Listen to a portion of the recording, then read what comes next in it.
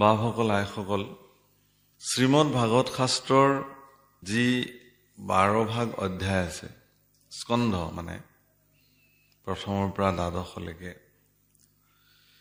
ইয়াৰ ভিতৰত দশম স্কন্ধত ভগৱন্ত পুৰুষৰ জন্মৰ পৰা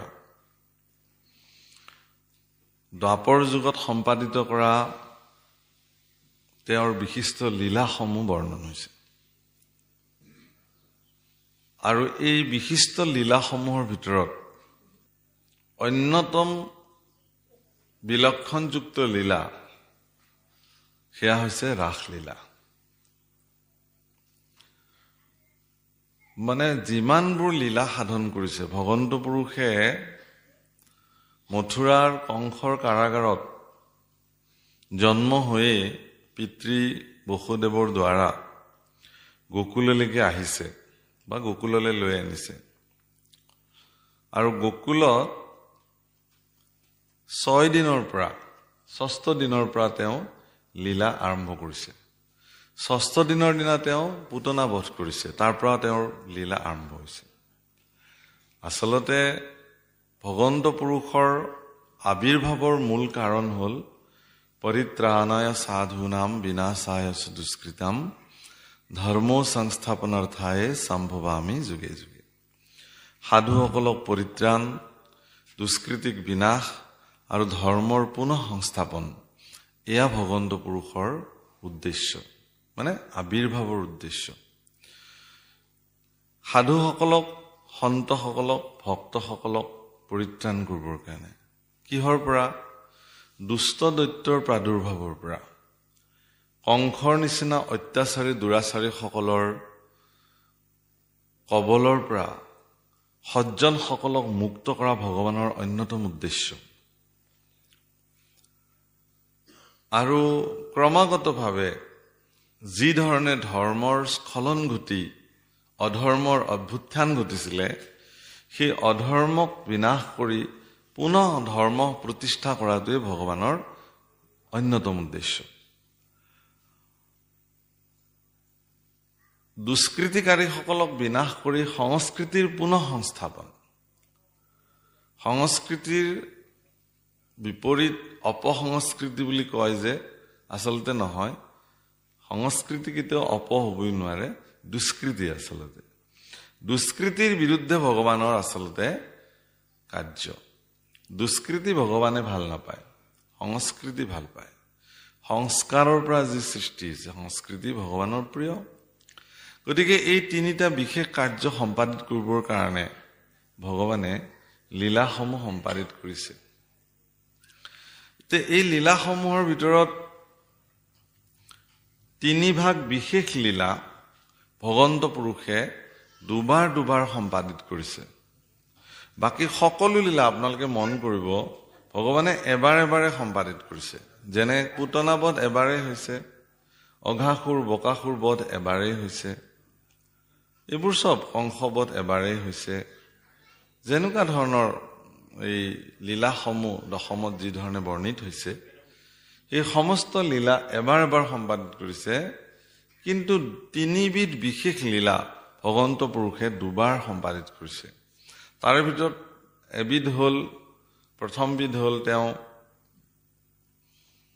মানে নিজৰ মুখ মেলি গৰ্ভতে 14 ব্ৰহ্মাণ্ড যশোদাক দুবাৰ দেখুৱাইছে। এবাৰটো একদম কেঁচুৱাতে চলে হামি তুলি দেখাইলা মাওক। এনেই হামি তোলাৰ চলেৰে মাতৃ যশোদাক ভগৱান কৃষ্ণই তেওঁৰ গৰ্ভতে যি সমস্ত ব্ৰহ্মাণ্ড বিদ্যমান হৈ আছে, এই কথাটো দেখুৱাইছে। তো কিহৰ কাৰণে? ভগৱন্ত পুৰুষে আই যশোদাক এটি কথা অনুভৱ কৰাৰ এটা সুযোগ দিছিলে। তো কি সুযোগ? প্ৰথম কথা হৈছে কি, যে আপোনালোক সকলোৱে জানে যে যশোদা আচলতে এগৰাকী কাঠ বাজি আছিলে, যাৰ গৰ্ভত সতী সন্ততি জন্মাৰ কোনো ধৰণৰ সম্ভাৱনা নাছিলে। গতিকে এগৰাকী কাঠবাজি হোৱাৰ পিছত ভগৱন্ত পুৰুষ যি মুহূৰ্ততে গোকুলত আহি স্থিতি ললে তাৰ আগ মুহূৰ্ততে যশোদাৰ নিচিনা এগৰাকী কাঠবাজিৰ স্তনতো গাখীৰ উৎপাদন হৈছিলে আহাৰ কিয় যে ভগৱন্ত পুৰুষে আজিৰ পৰা যশোদাৰ স্তন পান কৰিব কাঠবাজি যশোদাৰ মনত মাজে মাজে অহংকাৰ সৃষ্টি হয় কৃষ্ণৰ নিচিনা এগৰাকী সন্তান ইমান সুন্দৰ বিতুপন সন্তানেদি তেওঁ দুগ্ধপান কৰায় ইমাননো গাখীৰ খায়নে ভগৱন্ত পুৰুষে এই কথা বুজাইছে যে মই যিহেতু পালনকৰ্তা গতিকে মই পৃথিৱীলৈকে এক নিৰ্দিষ্ট কাৰ্য সম্পাদিত কৰাৰ কাৰণে আহিছো গতিকে মই খালেহে সমস্ত ব্ৰহ্মাণ্ডই খাব গতিকে মোৰ জৰিয়তে সমগ্ৰ পৃথিৱীৰ জীৱ সমস্তই আহাৰ গ্ৰহণ কৰিব গতিকে সেইকাৰণে চলে হামি তুলি যশোদাক দেখুৱাইছে যে মই আচলতে খাইছো ইয়াৰ মাধ্যমেৰে সমস্ত পৃথিৱীৰ বিশ্ব ব্ৰহ্মাণ্ডৰ জীৱ সমস্তই আহাৰ গ্ৰহণ কৰিছে আকৌ এবাৰ কিয় মাটি খাইলি বুলি সুধন্ত গোৱালি নখাও বুলিয়া বেন্ত বাইলা বনমালি কিয় মাটি খালি বুলি সুধোতেও এবাৰ মুখ মেলি দেখুৱালে আৰু সিদিনাখনো যশোদাই তেওঁৰ মুখৰ ভিতৰতে 14 ব্ৰহ্মাণ্ড দৰ্শন কৰিলে দ্বিতীয়তে বনাগ্নি পান ভগৱন্ত পুৰুষে দুবাৰ কৰিছে লীলাৰ ভিতৰত আৰু তৃতীয়তে দুবাৰ সম্পাদিত কৰা লীলা হল ৰাসলীলা এবাৰ ভগৱন্ত পুৰুষে গোপীসকলৰ লগত ৰাসলীলা সম্পাদিত কৰিছে কিন্তু গোপীসকলৰ মাজত মনত যেতিয়া সামান্য অহংকাৰ উৎপত্তি হল ভগৱান তাতেই অন্তৰ্ধান হৈ গল এইবাৰ পুনঃ গোপীসকলে ভগৱন্ত পুৰুষক পুনৰ যেতিয়া আকৌ আৰাধন কৰিছে সেইবুলি ভগৱান আকৌ আহিছে আকৌ দ্বিতীয়বাৰৰ কাৰণে ৰাস সম্পাদিত কৰিছে তে এতিয়া এই লীলাসমূহৰ ভিতৰত বৰিষ্ঠ লীলা ভগৱন্ত পুৰুষৰ ৰাসলীলা আৰু সেই ৰাসলীলাত শ্ৰেষ্ঠ মাধ্যম হিচাপে ভগৱন্ত পুৰুষে ব্যৱহাৰ কৰিছিল তেওঁৰ হাতত থকা সেই বাদ্য যাক আমি বংশী বুলি কওঁ ভগৱন্ত পুৰুষে সেই বংশীৰ ধ্বনিৰ দ্বাৰাই তেওঁৰ যিসকল প্ৰেমী ভক্ত আছে গোপীসকলক বৃন্দাবনলৈকে আমন্ত্ৰণ কৰিছিল আৰু সেই কৃষ্ণৰ বংশীৰ ধ্বনিত বিমোহিতা গোপীসকল বনলৈ আহিছিল ভগৱানক বিচাৰি ভগৱানৰ সান্নিধ্য বিচাৰি আৰু তাৰ পৰাই আজি আমি ৰাসলীলা আৰম্ভ কৰিম হীৰা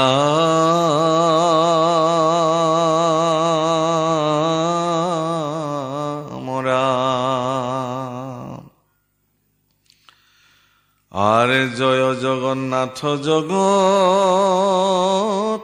আদি মূল গোপৰূপ ধৰি হৰি তাৰিলা গোকুল রাম বৃন্দাবনে আনন্দে করিয়া রাখ ক্রীড়া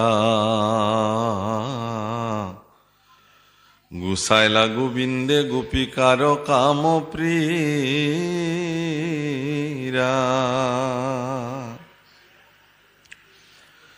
শুনিও কবুদ্ধ জনম খাম ফলি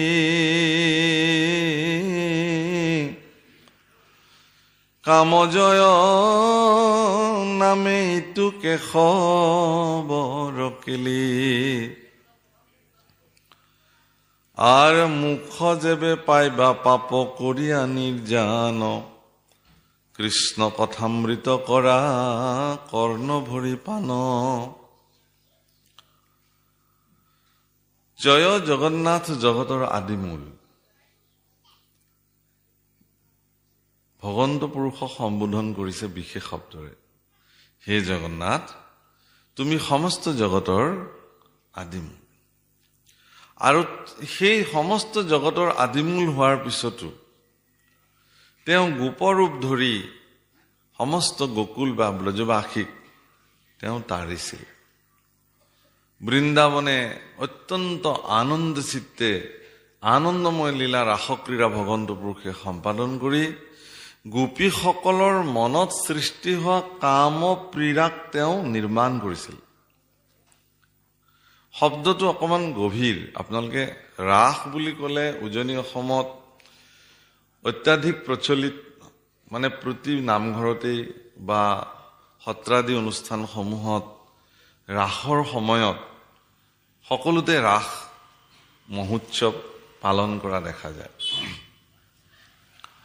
আৰু সেই ৰাসক্ৰীড়া বা ৰাস মহোৎসৱক কেৱল অভিনয় কৰি পেলাই এখন নাটক বুলি যদি ভাবি থকা হয়, তেতিয়াহ'লে কিন্তু ভুল কৰা হ'ব। ৰাস তেনেকুৱা বস্তু নহয়।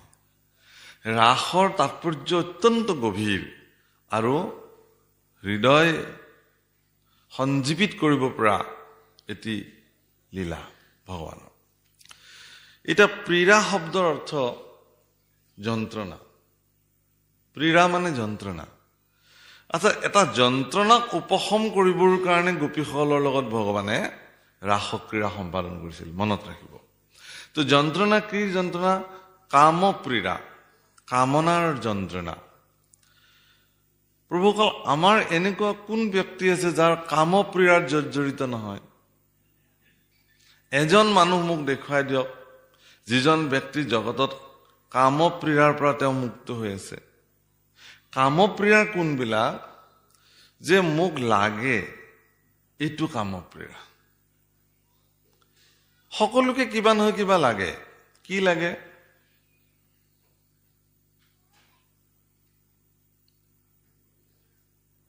কোনোবাই যদি বিবাহ পাতিবৰ কাৰণে এগৰাকী কইনা বিচাৰি আছে, কিবাকে তেওঁ ছোৱালী এজনী পালে, বিবাহ সম্পাদিত হ'ল, এই যে এগৰাকী তেওঁক পত্নী লাগে, ভাৰ্যা লাগে, এই প্ৰীড়াটোৰ উপশম হ'ল বুলি ভাবিছে নেকি? নাই হোৱা। এইবাৰ আৰু এটা নতুন প্ৰীড়া তেওঁৰ জন্ম হ'ব। কি? তেওঁ সতী সন্ততি লাগে। বুজিছেনে? সতী সন্ততি পালে ভগৱানৰ কৃপাত, তেওঁৰ কামনাৰ প্ৰীড়াৰ পৰা মুক্ত হ'ল জানো? নাই হোৱা। সতী সন্ততিকেইটা কেনেকে ডাঙৰ কৰিব পৰা যায়? বেমাৰ আজাৰ নোহোৱাকে কেনেকে সুস্থ শৰীৰে সতী সন্ততিসমূহক ডাঙৰ কৰিব পৰা যায়, এইটো কামনাৰ প্ৰীড়াত তেওঁলোক বন্দী হৈ গ'ল। এতিয়া ডাঙৰ হ'ল, চাকৰি বাকৰি পালে, নতুন কামনা প্ৰীড়া হ'ল। ল'ৰা হ'লে এজনী ছোৱালী চপাই দিব লাগে, ঘৰখন সজাই দিব লাগে। ছোৱালী হ'লে এজন যোগ্য পাত্ৰলৈ বিবাহ দিব লাগে। ইয়াৰ পিছতো তেওঁলোক মুক্ত হয় বুলি ভাবে নেকি? ইয়াৰ পিছতো আৰু তেনেকুৱা নতুন নতুন নতুন নতুন কামনাৰ প্ৰীড়াই তেওঁলোকৰ মনত, আমাৰ মনত দি থাকে। খুব কষ্ট কৰি এজন মানুহ MLA হ'ল। MLA হোৱাৰ আগতে তেওঁ টিকটটো পাবনে নাই সেইটো যন্ত্ৰণাত তেওঁ বন্দী হৈ থাকে। কেনেবাকে টিকটটো কনফাৰ্ম কৰিব লাগে, সিফালে জিকা নিজিকা পিছৰ কথা। টিকট পাল, কামনাৰ বন্ধ না, এইবাৰ যেনে তেনে জিকিব লাগে। জিকিলে MLA হ'ল, কামনাৰ প্ৰীড়া বন্ধ নেকি? মন্ত্ৰিত্ব লাগে, পাৰিলে মুখ্যমন্ত্ৰী লাগে। এটাৰ পিছত মই এটা মাত্ৰ উদাহৰণ দিছো। মানুহৰ জীৱনত আমি যিখিনি প্ৰাপ্তি হওঁ, সেই প্ৰাপ্তিখিনিৰ ভেটিত নতুন নতুন কামনা জাগ্ৰত হৈ থাকে। এইবিলাককে কামনাৰ প্ৰীড়া বোলে। এটা ঘৰ হলেই হ'ব, দুটা পুলিৰ হৈ গ'ল, কিন্তু দেখিলে যে দুটা ৰুমে এতিয়া তেওঁক নুজুৰে। তেওঁ যত্ন কৰিছে আৰু দুটা ৰুম লগাই বান্ধিব পাৰো নেকি? নতুন নতুন কামনাৰ প্ৰীড়াই আমাক বিলাকক বন্দী কৰে। কিন্তু গোপীসকলৰ কামনা প্ৰীড়াটো কি আছিল? গোপীসকলৰ কামনাৰ প্ৰীড়াটো ইয়াৰ বিপৰীত। পুত্ৰ, ভাৰ্যা, স্বামী, ঘৰ বাৰী, সম্পত্তি সকলো পৰিত্যাগ কৰাৰ কামনাৰ প্ৰীড়াই তেওঁলোকক বন্দী কৰিছে। এইবিলাক আমাক নালাগে, এইবিলাকৰ পৰা আমি মুক্তি হ'ব লাগে, মুক্ত পাব লাগে। স্বামীৰ যি বিষয় স্বামীৰ কবলৰ পৰা আমি মুক্ত হ'ব লাগে। এই ঘৰ দুৱাৰ সম্পত্তি গৰু গাই সোণ গহিনা টকা পইচা অলংকাৰ এই বন্ধনৰ পৰা আমি মুক্ত হ'ব লাগে। এইটো আছিল গোপীসকলৰ ক্ৰীড়া। আৰু এই ক্ৰীড়াটোকো আচলতে ভগৱান পুৰুষে নিৰ্বাপন কৰিবৰ কাৰণে তেওঁলোকৰ লগত ৰাসক্ৰিয়া সম্পাদন কৰিছিল। সংস্কৃত ভাগৱতত শুকদেৱে এটা এনেকুৱা উদাহৰণ দিছে, কৈছে যে এগৰাকী ব্যক্তি ভগৱানক প্ৰাপ্তিৰ কাৰণে, ভগৱানক তেওঁ লাভ কৰিবৰ কাৰণে তেওঁ যিটো দেহাধ্যাস বুলি কয়, শৰীৰৰ প্ৰতি থকা মোহ, এই মোহৰ পৰা তেওঁ যিদিনাখন মুক্ত হ'ব সেইদিনাখন তেওঁ ভগৱান প্ৰাপ্তি হ'ব। অৰ্থাৎ শৰীৰটোকে মোৰ বুলি ভবা, শৰীৰটোকে মই বুলি ভবা যিটো ব্যৱস্থা, যাক আমি অহম মম ভাৱনা বুলি কওঁ। অহম মম মানে, অহম মানে মই, মম মানে মোৰ। শৰীৰটো মই আৰু এই সংসাৰখন মোৰ। এই যিটো অহম মম ভাৱনা, ইয়াৰ পৰা কেনেকে নিজক মুক্ত কৰিব পাৰি তাৰ কাৰণে ব্যক্তিসকলে প্ৰয়াস কৰে, সাধনা কৰে। আৰু এনেকে সাধনা কৰি কৰি কৰি কৰি এটা সময়ত তেওঁ ভগৱান প্ৰাপ্তি হয়, হ'ব পাৰে। কিন্তু এই ধৰণে যিসকলে ভগৱানক প্ৰাপ্তি হয়, শুকদেৱৰ মতে এয়াও হেনো সিমান সুলভ নহয়।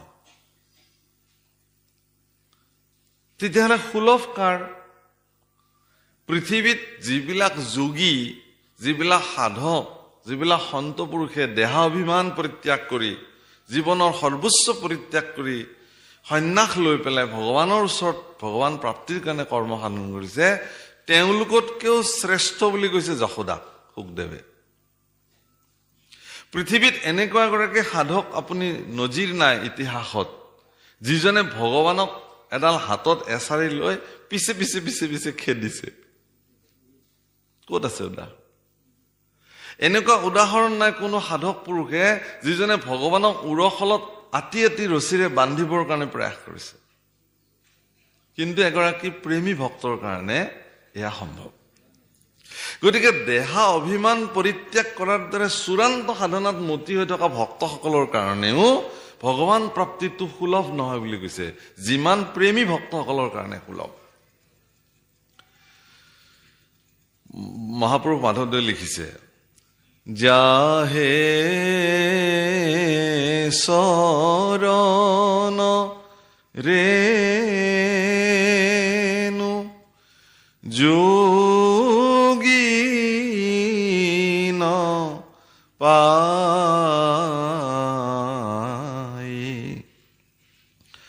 ভকতি কবলে তাকো বন্ধন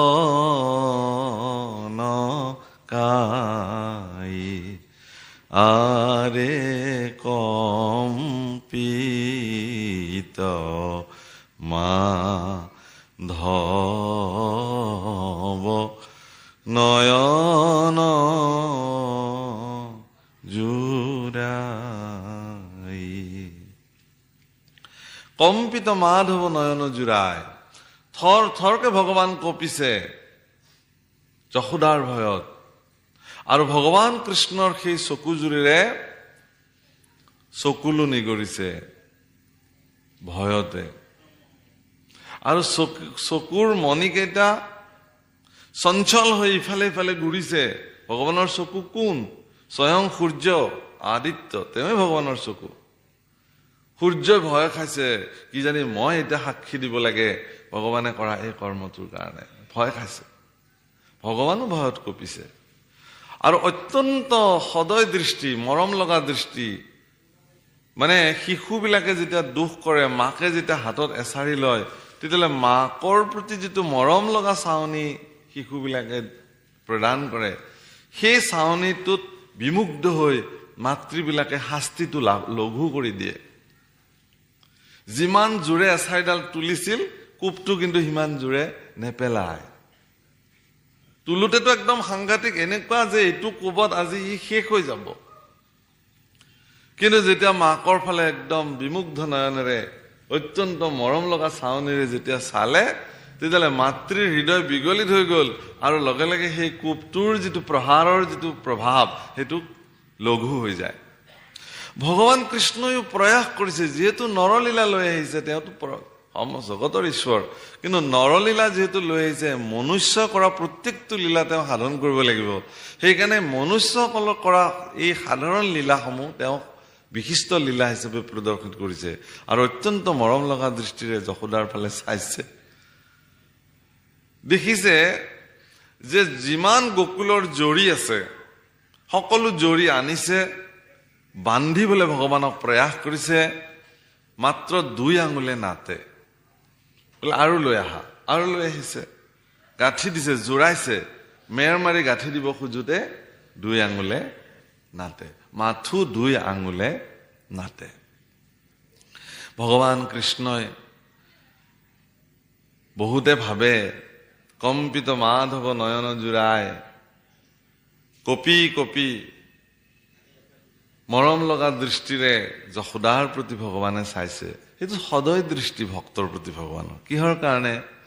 যে মোক বান্ধিবৰ কাৰণে ইমান প্ৰয়াস ভকতৰ। মন কৰিব কথাটো, মোক বান্ধিবৰ কাৰণে তোমাৰ ইমান প্ৰয়াস। গতিকে মোক বান্ধিবৰ কাৰণে কৰা যিটো প্ৰয়াস, সেই প্ৰয়াসটোৰ প্ৰতি সদয় হৈ ভগৱান কৃষ্ণই নিজ মুখে যশোদাক ক'লে, মই নিজে বান্ধি লওঁ মা, লোৱা, নিজে বান্ধি লোৱা। কতি চাপি উৰুখল বন্ধনকাই, নিজে যেতিয়া উৰুখলৰ ফালে চাপি গ'ল আৰু নিজে বান্ধি ললে। ব্ৰহ্মাদী দেৱতাসকল হুলস্থুল লাগি গ'ল তাতে, আৰে জগতৰ ঈশ্বৰ পৰম ব্ৰহ্ম, আজি সাধাৰণ এগৰাকী মনুষ্য, তাতে আকৌ এগৰাকী নাৰী, তেওঁৰ হাতত ভগৱান বান্ধ খাই গ'ল, আমাৰ অৱস্থা কি হ'ব এতিয়া? কাৰণ এতিয়া ভগৱান কাৰোবাৰ হাতত বান্ধ খাই গ'ল মানে কাৰোবাৰ ওচৰত, ভগৱানটো কাৰোৰ ওচৰত বন্দী নহয়, ভগৱানৰ মায়াৰ ওচৰতে আমি চববোৰ বন্দী। কিন্তু ভগৱান কাৰোবাৰ ওচৰত বন্দী হৈ গ'ল, তাৰমানে তেওঁৰ মতে ভগৱান চলিব নেকি এতিয়া? তাৰমানে এতিয়া যশোদাই সমগ্ৰ বিশ্ব ব্ৰহ্মাণ্ড পৰিচালিত কৰিব নেকি? ভগৱান যিহেতু তেওঁৰ হাতত বান্ধ খাই গ'ল। ব্ৰহ্মাদী দেৱতাসকলৰ এই চিন্তনে তেওঁলোকক আশ্চৰ্য কৰি তুলিলে। আৰু সেইকাৰণে মহাপুৰুষ মাধৱদেৱে এইখিনিতে বেদান্তৰ সিদ্ধান্ত দিছে কি, যে যাহে চৰণ ৰেণু যোগী নপায়। অৰ্থাৎ আমি আগতেই যিখিনি কথা কৈছিলো যে দেহাভিমান অহম্মম ভাৱনাক পৰিত্যাগ কৰি কঠোৰ ব্ৰত সাধন কৰি সন্ন্যাস লোৱাসকলেও, যোগীসকলেও, পৃথিৱীত ইতিহাসত ক'তো নজিৰ এনেকুৱা নাই যে ভগৱানক বান্ধিছে তেওঁলোকে, খেদি খেদি ভগৱানক গালি পাৰি পাৰি ভগৱানৰ পিছে পিছে দৌৰিছে এছাৰি লৈ, ভগৱান আগে আগে ভয়তে দৌৰিছে, এনেকুৱা নজিৰ ক'তো নাই। গতিকে তেওঁলোকে কৰিছে, যশোদাৰ এই জীৱনত এই সৌভাগ্য ঘটিছে। ইয়াৰ মূল অৰ্থ হ'ল যে যশোদা ভগৱানৰ প্ৰেমী ভক্ত আৰু সেইসকলৰ মনোবাঞ্ছা ভগৱানে পূৰ্ণ কৰিছে। যেনেকৈ আজি গোপীসকলৰ কামনাৰ যিটো পীড়া, সেই কামপীড়াটোক ভগৱানে নস্যাৎ কৰিবৰ কাৰণে প্ৰয়াস কৰিছে। তাৰ কাৰণে ৰাসলীলাৰ জন্ম কৰিছে, ৰাসলীলাৰ নিচিনা বিশিষ্ট লীলাৰ ভগৱানে সম্পাদিত কৰিছে। আৰু সেইকাৰণে ইয়াত কৈছে যে যদি কাৰোবাৰ বন্ধনৰ পৰা মুক্ত হৈ মোক্ষ প্ৰাপ্তিৰ ইচ্ছা আছে, তেতিয়াহ'লে কৃষ্ণ কথা এইবোৰ কৰ্ণভৰি পান কৰক। অৰ্থাৎ ৰাসলীলাৰ দৰে বিশিষ্ট লীলা, ভগৱানৰ বিশিষ্ট বা বৰিষ্ঠ লীলাসমূহ আপোনালোকে একান্ত চিত্তে শ্ৰৱণ কৰিবলৈ প্ৰয়াস কৰক, যত্ন কৰক।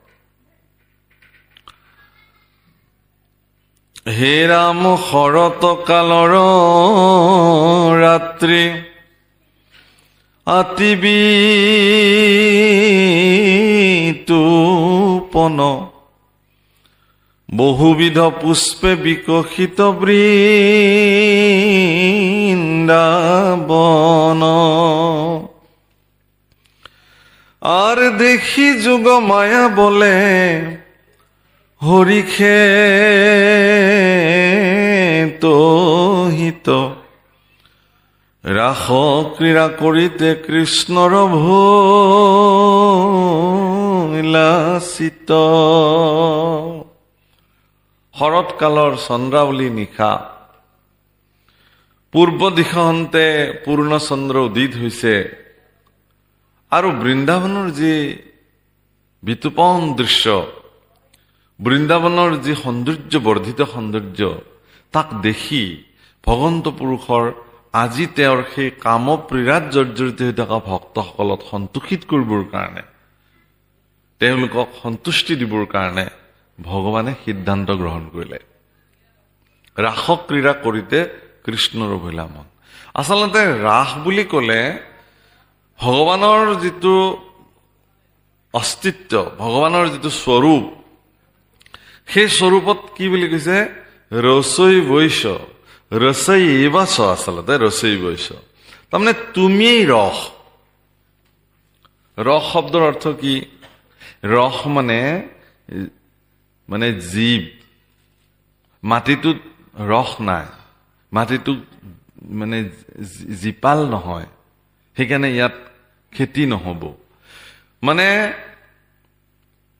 এডৰা কৃষিভূমিত শস্য জন্মি ফলৱতী হ'বৰ কাৰণেও ভূমিখিনিক জীপাল হ'ব লাগিব। শুকান মৰুভূমি হলে তাত শস্য উৎপাদন নহয়।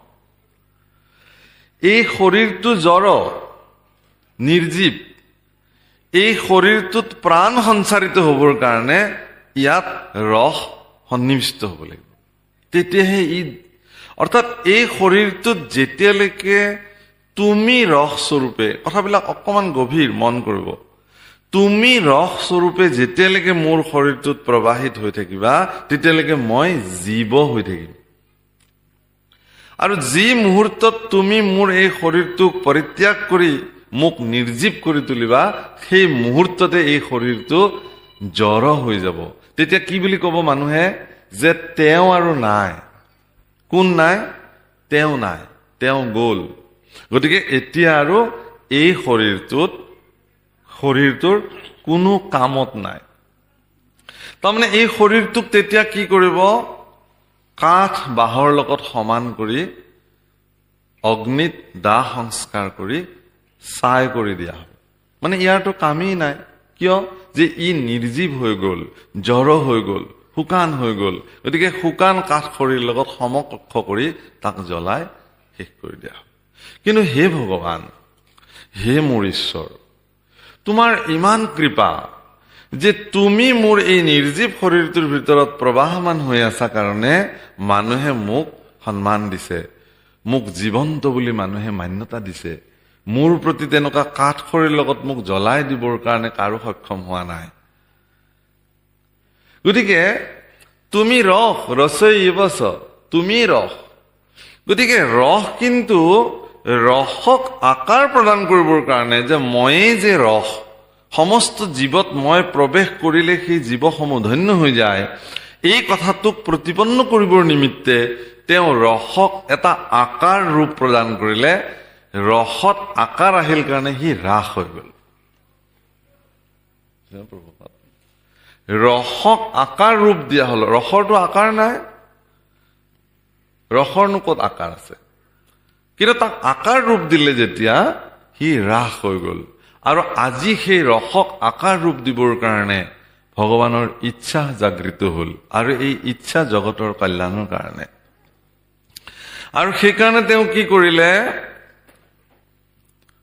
দেখি যোগ মায়া বলে হৰিষে তহিতে ৰাস ক্ৰীড়া কৰিতে কৃষ্ণৰ ভৈলা চিত্তে। যোগ মায়াৰ বলেৰে সেই স্থানত তেওঁ অত্যন্ত আনন্দ চিত্তে ৰাস ক্ৰীড়া কৰিবৰ কাৰণে তেওঁৰ মনক স্থিৰ কৰি ললে। প্ৰভুসকল, ভগৱন্ত পুৰুষৰ সকলো কাৰ্য তেওঁ মায়াৰ লগত সন্নিৱিষ্ট কৰি সম্পাদিত কৰিছে। এই কথা আপোনালোকে মনত ৰাখিব।